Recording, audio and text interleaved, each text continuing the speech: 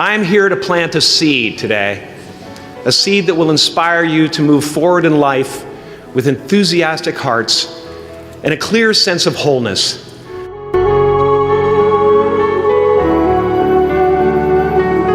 The question is, will that seed have a chance to take root? I used to think Jim Carrey is all that I was.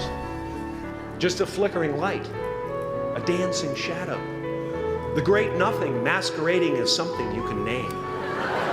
Seeking shelter in caves and foxholes dug out hastily, an archer searching for his target in the mirror, wounded only by my own arrows, begging to be enslaved, pleading for my chains, blinded by longing and tripping. You are the vanguard of knowledge and consciousness, a new wave in a vast ocean of possibilities. On the other side of that door, there's a world starving for new ideas, new leadership. I've been out there for 30 years. Now, fear is going to be a player in your life, but you get to decide how much. You can spend your whole life imagining ghosts, worrying about the pathway to the future, but all there will ever be is what's happening here, and the decisions we make in this moment, which are based in either love or fear.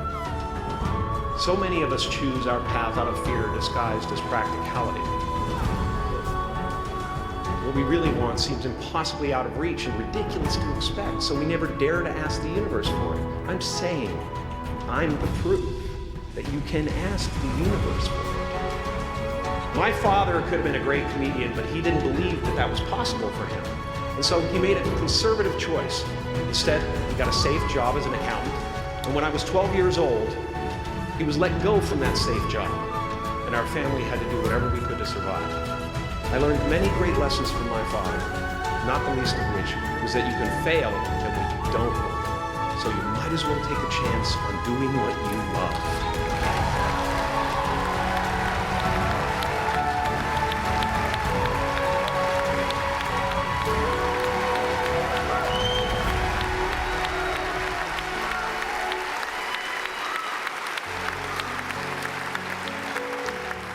It's not the only thing he taught me, though. I watched the effect of my father's love and humor and how it altered the world around me. And I thought, that's something to do. That's something worth my time. When I was about 28, after a decade as a professional comedian, I realized one night in LA that the purpose of my life had always been to free people from concern, just like my dad. And when I realized this, I dubbed my new devotion the Church of Freedom from Concern. The Church of FFC.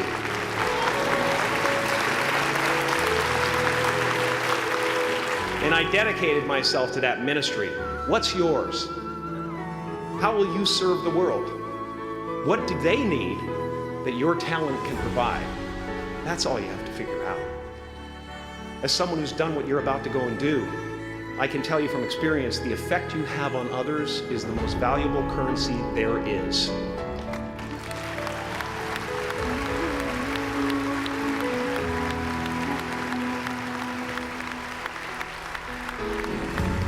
Because everything you gain in life will rot and fall apart, and all that will be left of you is what was in your heart.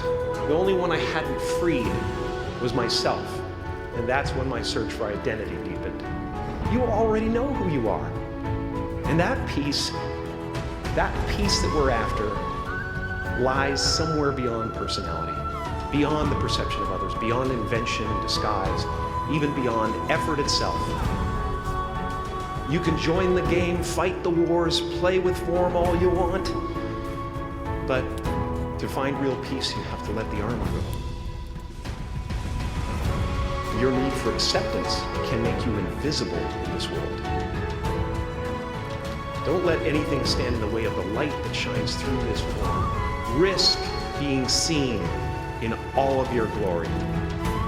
I've often said that I wished people could realize all their dreams and wealth and fame, so that they could see that it's not where you're going to find your sense of completion. Like many of you, I was concerned about going out into the world and doing something bigger than myself, until someone smarter than myself made me realize that there is nothing bigger than myself. My soul is not contained within the limits of my body. My body is contained within the limitlessness of my soul. One unified field.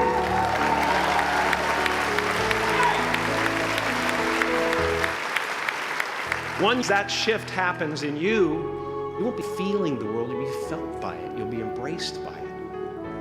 Now I'm always at the beginning. I have a reset button, and I ride that button constantly. Once that button is functioning in your life, there's no story that the mind could create that will be as compelling. The imagination is always manufacturing scenarios, both good and bad, and the ego tries to keep you trapped in the multiplex of the mind. Eyes are not viewers, they're also projectors that are running a second story over the picture that we see in front of us all the time. Fear is writing that script, and the working title is, I'll Never Be Enough. My family informed me that I had won the bike in a raffle that a friend of mine had entered my name in without my knowledge whatsoever. So that type of thing has been happening to me ever since. As far as I can tell, it's just about letting the universe know what you want and working toward it while letting go of how it comes to pass.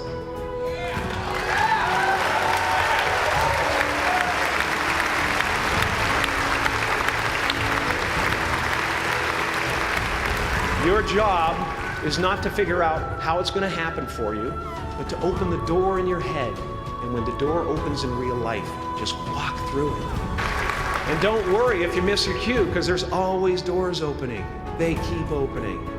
And when I say life doesn't happen to you, it happens for you, I really don't know if that's true. I'm just making a conscious choice to perceive challenges as something beneficial so that I can deal with them in the most productive way. You'll come up with your own style. That's part of the fun. Why not take a chance on faith as well? Not religion, but faith. Not hope, but faith. I don't believe in hope. Hope is a beggar. Hope walks through the fire and faith leaps over it. You are ready and able to do beautiful things in this world. And after you walk through those doors today, you will only ever have two choices, love or fear. Choose love, and don't ever let fear turn you against your playful heart. Thank you so much. Thank you, Deb. I'm so honored.